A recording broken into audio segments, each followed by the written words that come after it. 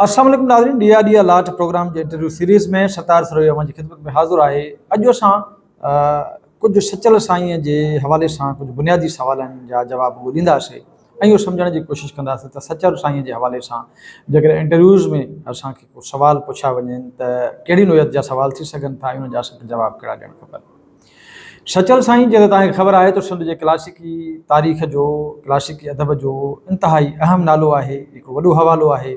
सिंध जे वहदतुल वजूद फ़िक्र ऐं जंहिंखे शकरो शहबाज़ चयो वियो आहे, जंहिंखे सिंध जो अतार चयो वियो आहे, जंहिंखे सिंध जो मंसूर सानी चयो वियो आहे, सचल सरमस्त जंहिंजे फ़िक्र में वहदतुल वजूदी फ़िक्र जो हिकिड़ो नुमायां ऐं सरमस्त असांखे इज़हार मिले थो पियो। उहो सचल साईं जंहिं लाइ लतीफ़ साईं चयो त असां जेको कुनो चाढ़ियो आहे उनजो ढकु इहो सचल साईं लाहींदो, इहो सचल सरमस्त लाहींदो। हीअ रवायत बि असां वटि मौजूदु आहे। सचल सरमस्त जे हवाले सां जीअं त हू क्लासिकी अदब जो तमामु क्लासिकी शाइरीअ जो वॾो हवालो, यानी असां चवंदासीं त सचल साईं जेतिरो काफ़ीअ जो वॾो शाइर आहे ओतिरो उन मसनवियूं लिखियूं आहिनि। मसनवियुनि जो बि वॾो अंग सचल साईं जी शाइरी में असांखे मिले थो। गज़ल जो पंहिंजो हिकिड़ो अलॻि निरालो रंग मिले थो पियो।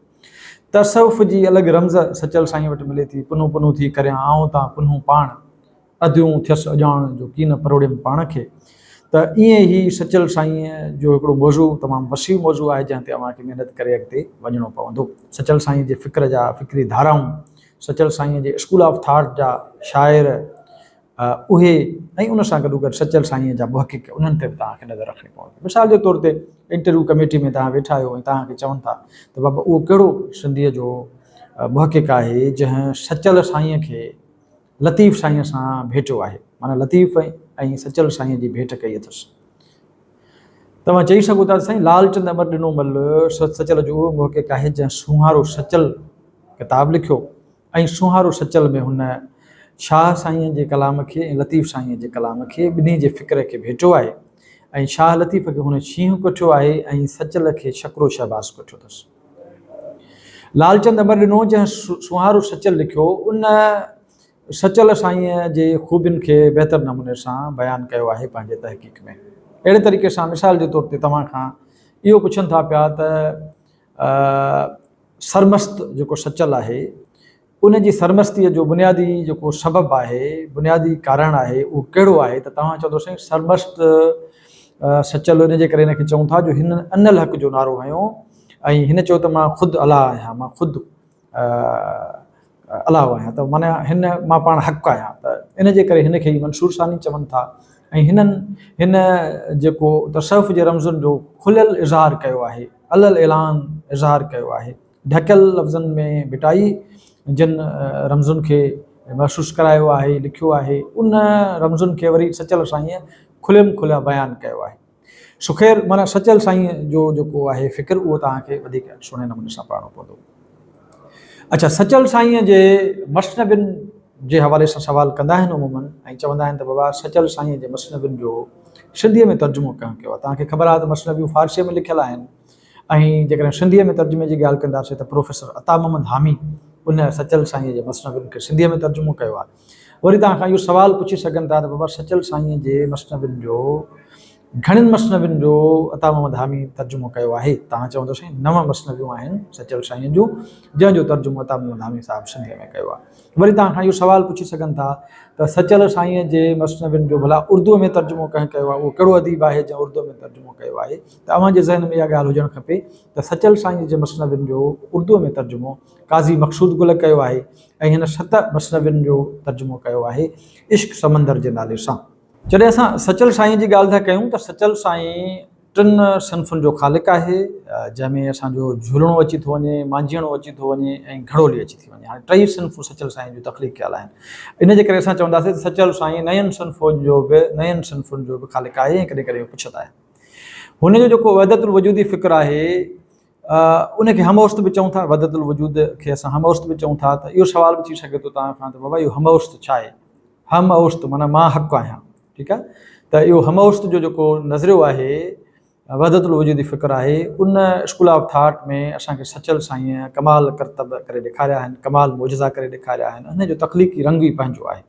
मिसाल चए थो नामे हिंदू नामे मुस्लिम, या वरी चए थो त जो ई आहियां सो ई आहियां, पुछो न मुंहिंजी ज़ात।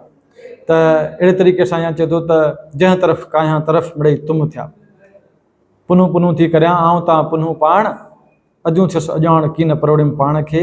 या वरी अॻिते हली चए थो त जंहिं तरफ़ कायां तरफ़ मिड़ई तुम थिया, माना जाॾे काॾे तूं नज़र थो अचे पियो।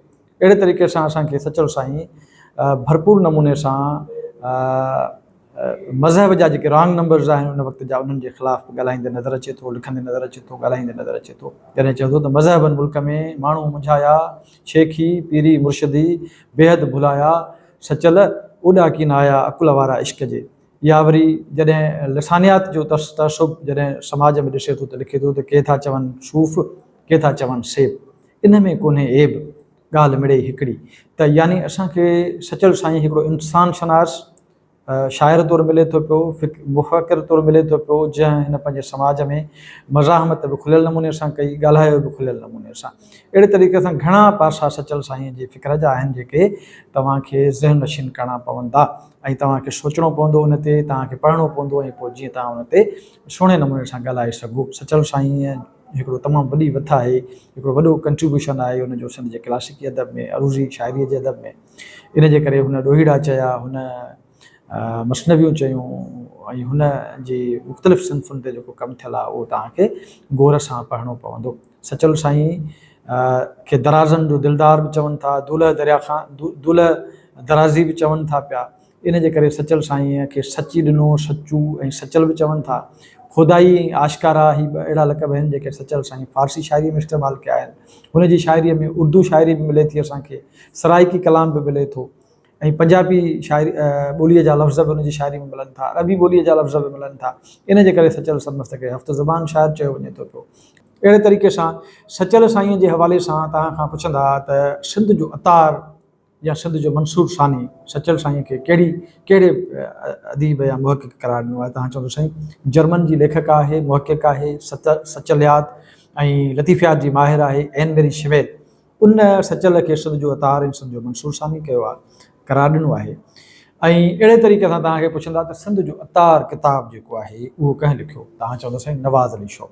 वरी तव्हां खां पुछी सघनि था सचल जा मकतब, सचल जो मकतब किताबु कंहिंजो आहे? तव्हां चवंदो साईं रशीद भट्टीअ जो लिखियलु आहे।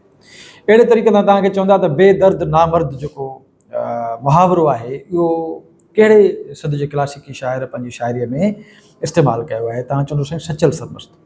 वरी तव्हां खां पुछी सघनि था पिया त उहो कहिड़ो हिकिड़ो अलामती किरदारु आहे सचल पंहिंजी शाइरीअ में तख़लीक़ कयो आहे?